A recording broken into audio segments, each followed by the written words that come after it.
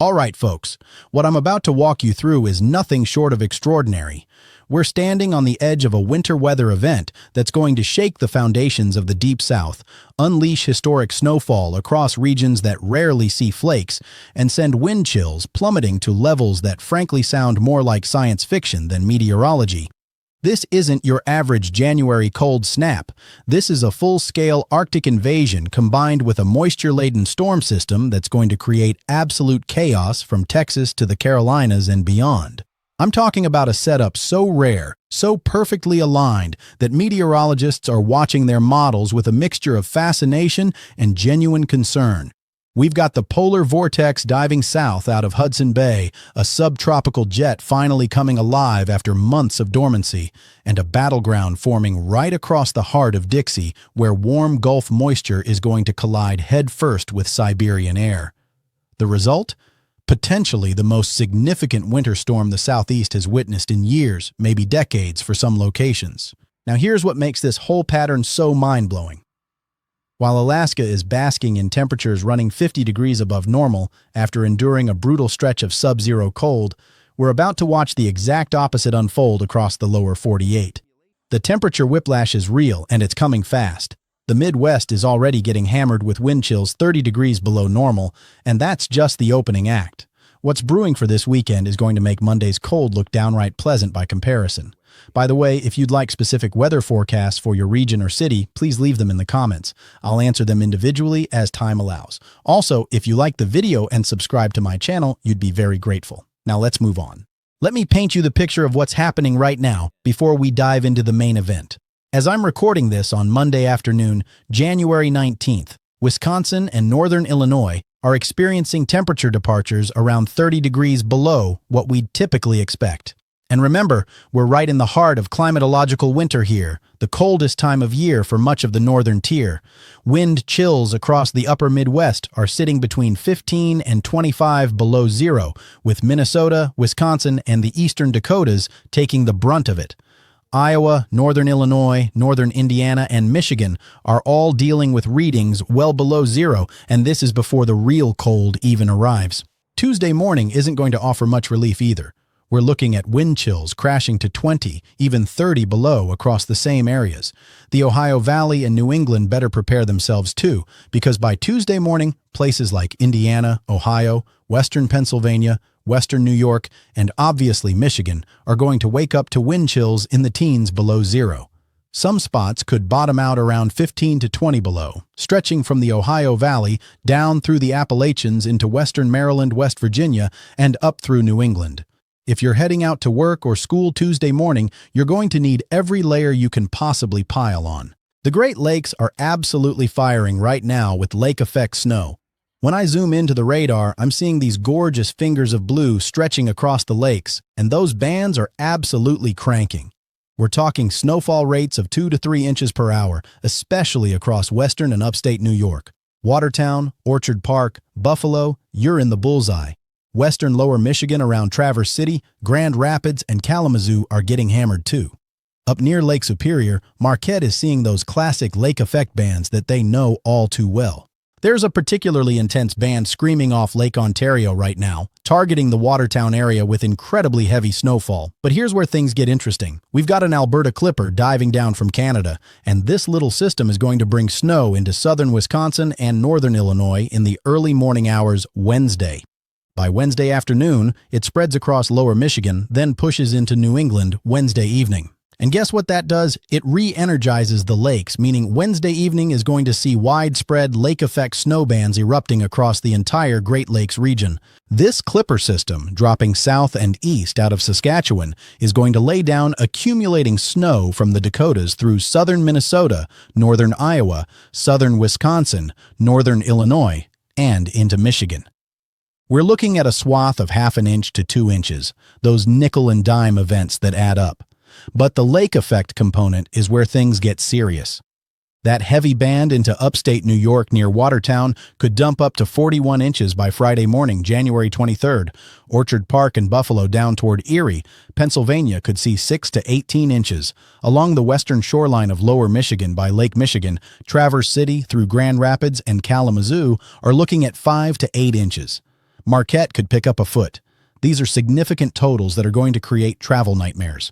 Now let me direct your attention offshore to the west coast, because what looks like absolutely nothing right now is about to become everything. You see that weak disturbance sitting under a massive ridge near Alaska? Watch what happens as it moves across the country. By Thursday afternoon, January 22nd, that low pressure is pushing into California, while the polar vortex positions itself just south of Hudson Bay, getting dangerously close to the U.S. border. The center of the vortex will be sitting over western Ontario, and that's when things get wild. Friday is when the magic happens. That system links up with the subtropical jet coming in from the south, and this is critical because we haven't seen the subtropical jet active like this all winter long. La Niña has kept it suppressed. But now it's roaring to life. Pacific moisture is going to stream in on that subtropical jet while bone-dry Arctic air floods south. You'll have ridiculously cold wind chills to the north and incredibly high moisture content across the south. Right in between, in that battleground zone, is where we're going to see absolutely catastrophic snowfall. The latest European model run is showing snow developing Friday afternoon from the front range of the Rockies down into the Texas Panhandle near Amarillo. We might see some freezing drizzle around Lubbock initially, but overnight Friday into Saturday, watch Lubbock and Midland transition to freezing rain and sleet. Snowfall will be overspreading the Texas Panhandle into Oklahoma, so Amarillo, Oklahoma City, and Tulsa are all going to see accumulating snow Saturday morning. Saturday afternoon is when the ice show really ramps up. Central and North Texas, including portions of the Dallas-Fort Worth Metroplex, Texarkana, Pine Bluff, Arkansas, Shreveport, Monroe, and Jackson, Mississippi, are all going to be dealing with significant icing. North of that mess, Little Rock, Fayetteville, Fort Smith, and McAllister, Oklahoma, are going to see heavy snow bands exceeding an inch per hour. This spreads east into Tennessee by Saturday evening. Memphis, Nashville, Cookeville, Knoxville, Chattanooga, and up into Kentucky around Bowling Green could all see really intense snowfall rates. Then we shift eastward, and here's where it gets absolutely brutal. Georgia, northern Mississippi, northern Alabama, and the Carolinas are staring down the barrel of a prolonged, potentially crippling ice storm. If this track verifies, we're talking about ice accumulations that could shut down entire regions for days. Meanwhile, the Mid-Atlantic could see significant snow from Washington, D.C. and Baltimore through Philadelphia and down toward Richmond, even reaching into the Raleigh area, though that's going to be riding a razor-thin line between snow and freezing rain. Let me show you the preliminary snow totals, because folks, this is historic. Oklahoma could see 12 to 18 inches in the Oklahoma City metro. Tulsa is looking at around 10 inches in this run. Little Rock could get hammered with 16 inches. Moving east, Nashville is looking at 12 to 18 inches. Knoxville and Chattanooga are on that tricky line between snow and freezing rain. North Carolina from Asheville to Raleigh could see 12 to 18 inches, and Central Virginia might pick up 2 feet if this run verifies. These are not normal snowfall amounts for these locations. This is the kind of storm that gets remembered for generations. The sleet zone is going to be nasty too. As we transition into that shallow, warm layer aloft, snow will change to ice pellets, and we could see a couple inches of sleet accumulation. Further south, that's where the freezing rain becomes catastrophic. Snowflakes will fall from the clouds, melt in that warm layer, then refreeze on contact with surfaces. East Texas, southern Arkansas, northern Louisiana, and throughout Mississippi, Alabama, Georgia, and the Carolinas, especially South Carolina, could see upwards of 1/2 to 3/4 of an inch of ice. That's enough to snap trees, bring down power lines, and leave hundreds of thousands without electricity. This isn't just the European model going rogue either. The AI model data is also depicting a massive, historic snowstorm for the Mid-South, Deep South, and Mid-Atlantic. We're seeing things we haven't witnessed in years. Now, I'll give you one thing that gives me pause. The European is showing high pressure at 1053 millibars, which would be record-breaking for the northern U.S. This is an occurrence so rare it's almost unprecedented. The AI data has it at 1047, and interestingly, it's been trending stronger with each run. 1044 last night, 1045 at 6Z, and 1047 at 12Z today. So while I don't think we'll quite hit 1053, approaching 1050 is definitely on the table. That monster high-pressure system is going to do serious work cooling off the east. If you're not feeling the cold now, just wait. By Monday, January 26th, through the end of the month, we're looking at an Arctic paint bomb across the eastern United States. Cold and snow lovers are going to be thrilled.